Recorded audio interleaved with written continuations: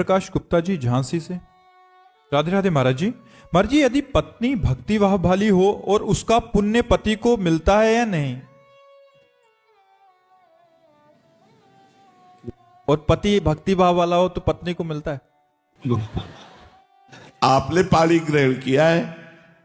जो पति होता है ऐसे होता है, पति का हाथ नीचे होता है और पत्नी का हाथ ऊपर, उसे पाणी ग्रहण संस्कार कहते हैं विवाह को। मतलब आज से मैं आपका सारा भार लेता हूं, अर्धांगिनी कही गई है। तो यदि पत्नी जब तक व्रत संयम नियम आदि कर रही है और पति मनमानी आचरण कर रहा है तो पति की दुर्गति होगी और पत्नी को परम कल्याण होगा।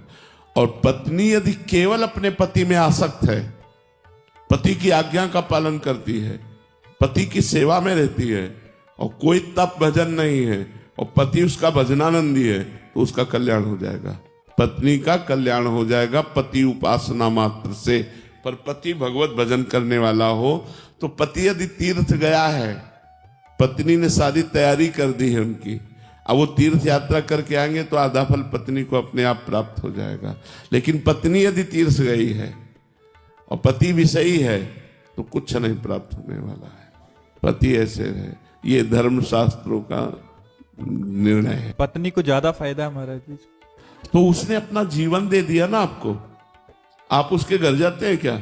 वो आपके घर आती है अपने परिवार को छोड़ करके और अपना पूरा जीवन दे दिया, तन मन प्राण सर्वस्व समर्पित करके आपकी सुख के लिए लग गई, तो आप ही पाणी ग्रहण के सारा भार आपको निर्वाह करना पड़ेगा। इसलिए दोनों में से कोई एक भी अगर लग जाता है अध्यात्म मार्ग में, तो बहुत बार देखा गया है, तो मतलब वो दूसरा जो दूसरे भाव वाला होता है, पति अगर लगा है तो पत्नी भी उस मार्ग पे चलना शुरू कर देती है, पत्नी लगी है तो पति भी, ये बहुत बार देखा गया। हाँ, संघ का तो प्रभाव पड़ता ही है, पर कभी कभी विपरीत भी होते हैं।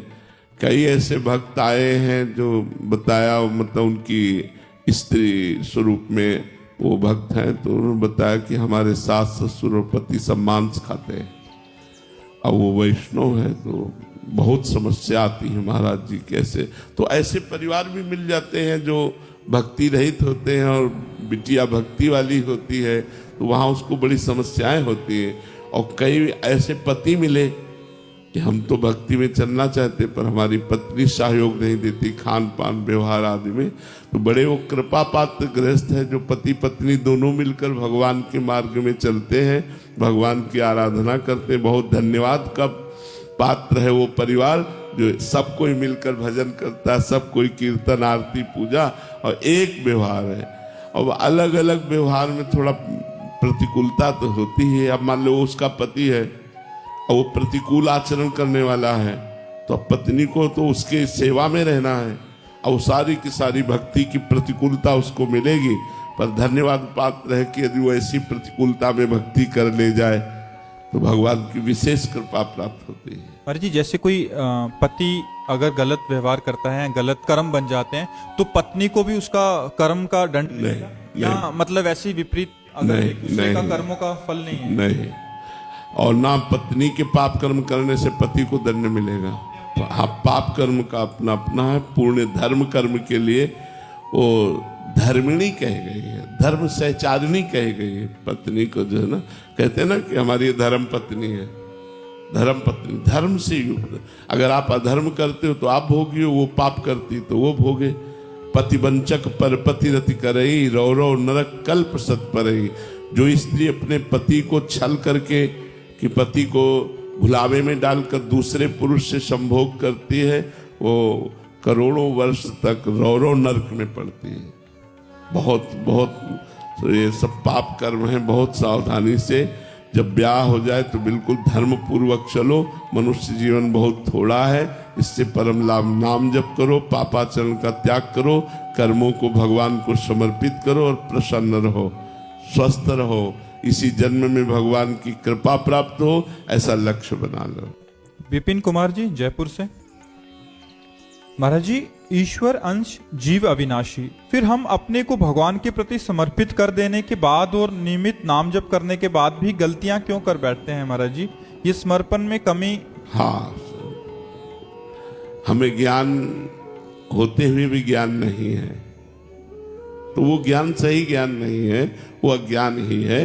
जिस दिन सही ज्ञान हो जाएगा उस दिन, वही तो अभी हम पीछे बोल रहे थे कि जानकारी तो बहुत है हम सबको, लेकिन जानकारी का प्रयोग नहीं है। वो प्रयोग तभी होगा जब हम भजन करेंगे, जब नाम जप करेंगे, खूब नाम जप करेंगे, शुद्ध ज्ञान हो जाए। श्रद्धावान लभते ज्ञानम तत्परासहित इंद्रिया। ज्ञान का मतलब क्या है? इंद्रियों को वश में करना, मन को वश में करना। इंद्रियां और मन जो भोगों में जा रहे हैं वो भगवान की तरफ चलने लगे। अब बिना भोग के चिंतन के भोग नहीं हो सकता। किसी भी क्रिया के पहले उसका चिंतन होता है। आप देखो ना, चलो भोजन पाया जाए, अब भोजन का पहले चिंतन होगा, तब पाने बैठेंगे आप। कोई भी क्रिया, चलो अब भजन करें, पहले चिंतन होगा, फिर आप क्रिया करेंगे। कोई भी क्रिया के पहले चिंतन होता है। यदि हम भगवान की शरण में है तो हमारा चिंतन भगवान का ही होना चाहिए, भोगों का नहीं। पर ऐसा नहीं है, भोगों का चिंतन होता है। ध्यायते विषयान पुंसान संगास्ते सुपजायते, संगात संजायते कामा, कामात क्रोधो भी जायते, क्रोधात भवति सम्मोहा, सम्मोहा स्मृति विभ्रमा, स्मृति भ्रंशात बुद्धिनाशो, बुद्धिनाशात प्रणश्यति। जब हम विषयों का चिंतन करते हैं, विषयों का ध्यान करते हैं, कोई भी विषय हो, जहां भोगने की कामना प्रकट हुई, यदि पूर्ण हो गई तो लोभ प्रकट हो जाएगा और भोगने की इच्छा, और यदि पूर्णता में बाधा पड़ी तो क्रोध प्रकट हो जाएगा। क्रोध और लोभ दोनों स्मृति भ्रम में डाल देते हैं। स्मृति भ्रंश होने पर बुद्धि का नाश हो जाता है, बुद्धि का नाश होना ही सर्वनाश है। तो इन कामनाओं से, भोगों के चिंतन से सर्वनाश है। इसलिए उपासक को डरना चाहिए कि हमारा भोगों का चिंतन न होने पावे। भगवान का चिंतन बने। जब भोगों के चिंतन की तरफ मन जाए तो उसे घसीट कर भगवान की तरफ लाओ, बार बार नाम जप करवाओ, भगवान से प्रार्थना करो। जब मन हमारा भोगों का चिंतन करने लगे तो सत्संग सुनने लगे, किसी से भगवद वार्ता करने लगे, नाम कीर्तन करने लगे। हम उसे भोगों के चिंतन का अवसर न दें। अगर भोगों के चिंतन का अवसर देंगे तो वो संकल्प बना देगा, और संकल्प बन गया तो क्रिया हो जाएगी, क्रिया हो गई तो कर्म बन गया, भोगना पड़ेगा, बंधन बन गया वही। इसलिए ध्यायतो विषयान पुंसान, विषयों का ध्यान ही ना होना चाहिए, चिंतन ही ना होना चाहिए। ऐसा अभ्यास करो। अभ्यास योग युक्त चेत सानान्यगामिना। हमें ऐसा अभ्यास करना है, हमारा चित्त कहीं और जाए ही ना। तो ये अभ्यास रहो। ये अभ्यास की कमी, शरणागति तो हम भगवान के हैं ही। शरणागति की पूर्णता अभ्यास की पूर्णता से होती। जब अभ्यास निरंतर भगवान के भजन का, तो वैसे शरणागति पूर्ण होती चली जाती है।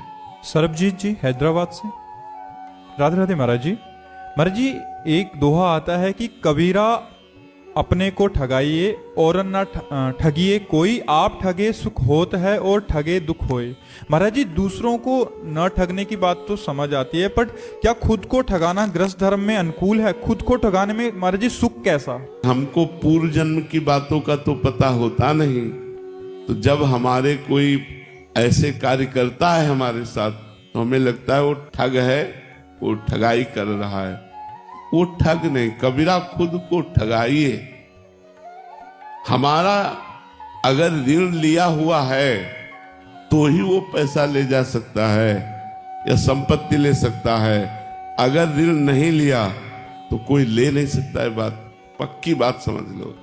तो ठगाई का मतलब है, अगर कोई हमसे बेईमानी करता है तो वास्तविक वो बेईमानी नहीं करता, हमने पहले कर्जा लिया था उसको निपटा रहे, इसलिए सुख हो। और दूसरे को ठगने से दुख इसलिए कि अब हम नया कर्म कर रहे हैं, हमें ठगाई नहीं करना। अब हम नया कर्म कर रहे हैं। अगर दूसरे के साथ बेईमानी करते हैं, ठगाई करते हैं, उसमें ये सूत्र नहीं चलेगा कि हमारा लिया होगा तो इसलिए हम ठगाई कर रहे हैं। नहीं, हम नहीं ठगाएंगे। कबीरा खुद को ठगाइए, किसी औरन को मत ठगिए, क्योंकि खुद को ठगाने से सुख होगा और औरन के ठगने से दुख होगा। इसलिए सावधान हो। महापुरुष जन करते रहते। आपको समझ में आई बात? ललिता जी राजस्थान से। राधा वल्लभ श्री हरिवंश महाराज जी। महाराज जी, एक सामान्य व्यक्ति बिना गुरु दीक्षा के भगवान के प्रति अटूट विश्वास व निष्ठा के साथ भक्ति को कैसे विकसित कर सकता है बिना गुरु के? देखो, गुरु वरण करो बाहर या ना करो, लेकिन अंदर से गुरु मानना पड़ेगा। किसी संत को अंदर से गुरु मानना पड़ेगा। चाहे शिव बिरंच सम होई और गुरु बिनु भवनिधि तरह न कोई।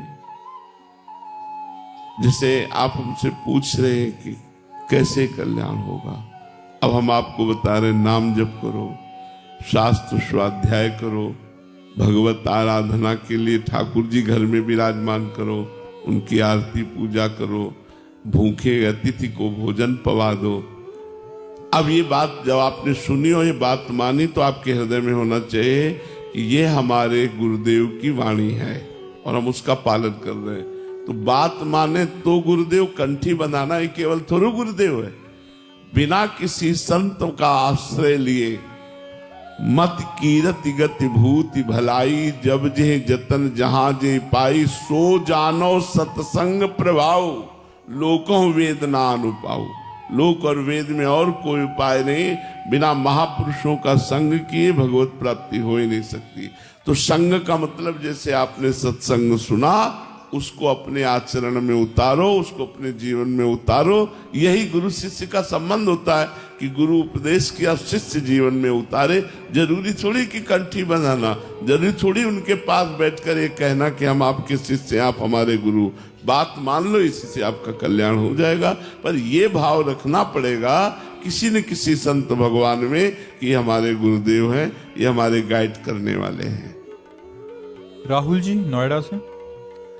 राधे राधे महाराज जी। गुरुदेव, मैं कौन हूं इसका पूर्ण ज्ञान आपने दे दिया है और अब मैं उस स्थिति को महसूस करना चाहता हूं। क्या अगर मैं राधा नाम किसी विशेष समय पर विशेष आसनों पर बैठकर और सूक्ष्म आहार के साथ जपता हूं और दूसरी तरफ मैं राधा नाम आम स्थिति में जपता हूं, तो क्या इस स्थिति को मैं प्राप्त हो सकता हूं या इसमें फर्क पड़ेगा? देखो, जो पहली बात बताई उसमें तप युक्त भगवान नाम जप है। जैसे विशेषासन, पद्मासन या सिद्धासन में बैठ करके अल्पाहार करके पवित्र भाव से जपना, उसमें तप के साथ राधा नाम है, जप है। अब वो विशिष्ट प्रभाव तो देगा ही, मतलब जहां लाखों में काम बनना वहां हजारों में बन जाएगा। वो विशिष्ट क्योंकि तप के साथ है। अब हम ऐसे जो राधा नाम जप कर रहे हैं, वो जहां हजारों में काम बनना चाहिए वहां लाखों में बनेगा, क्योंकि मन संसार में दे रहे हैं, राधा नाम चल रहा है और उसमें विशिष्ट आसनों पर बैठकर मन के साथ नाम जप करते हुए, तो वो विशेष लाभदायक रहेगा, वो विशेष लाभदायक रहेगा। लेकिन व्यर्थ नहीं जाएगा किसी का भी जपना, मन लगे या न लगे, भाव बने या न बने। यदि आप राधा नाम जप रहे हो तो वो व्यर्थ नहीं जाएगा, आपका मंगल, आपका कल्याण करेगा। पर जैसे ऐसे राधा नाम जपना और अब जा करके यमुना जी में गले तक खड़े होकर राधा नाम जपना, तो अंतर हो जाएगा कि नहीं हो जाएगा? वो तप के साथ जप कर रहा है और आप ऐसे ही कर रहे हैं, तो तप के साथ जो जप है वो कई गुना बढ़कर लाभ देने वाला होता है। तो ये तो बहुत अच्छी बात है, अगर कोई संयम के साथ, तप के साथ जप करे तो विशेष लाभ की प्राप्ति होगी। नारदेव जी। राधे राधे महाराज जी। महाराज जी, जैसे आपको राधा नाम के अलावा और कुछ अच्छा नहीं लगता, वैसे ही प्रिया प्रीतम को सबसे ज्यादा प्रिय क्या है? सबसे ज्यादा प्रिय उन्हीं के मुख की बात, श्री मुख की बात आपको बता दें। प्यारी जी कहते हैं, मेरे तन मन प्राण हूं ते प्रीतम प्रिय, अपने कोटिक प्राण प्रीतम मोह सोहारे। मेरे तन मन प्राणों से भी प्रिय मेरे प्रीतम है, और प्रीतम को प्यारी जी है। प्रीतम अपने कोटिक प्राण प्रीतम मोह सोहारे। तो प्यारी जी को सबसे प्रिय कौन? प्रीतम। और प्रीतम को सबसे प्रिय कौन? प्यारी जी। और प्यारी जी और प्यारे जी को सबसे प्रिय कौन? सहचरी। सहचरियों के जीवन धन प्रिया प्रीतम, सहचरियों के प्राण प्रिया प्रीतम। तो तो जो जैसे प्यार करता है प्रभु वैसे ही प्यार करते हैं। ये था माम प्रपद्यन्ते तास तथैव भजाम्यहम्। तो ऐसे ही प्रियाजू लालजू की प्राण है सहचरिया। जैसे सहचरियों के प्राण प्रिया प्रीतम, तो प्रिया प्रीतम के प्राण सहचरिया। तो ये है कि प्यारी जी को सबसे प्रिय प्रीतम, प्रीतम को सबसे प्रिय प्यारी जी।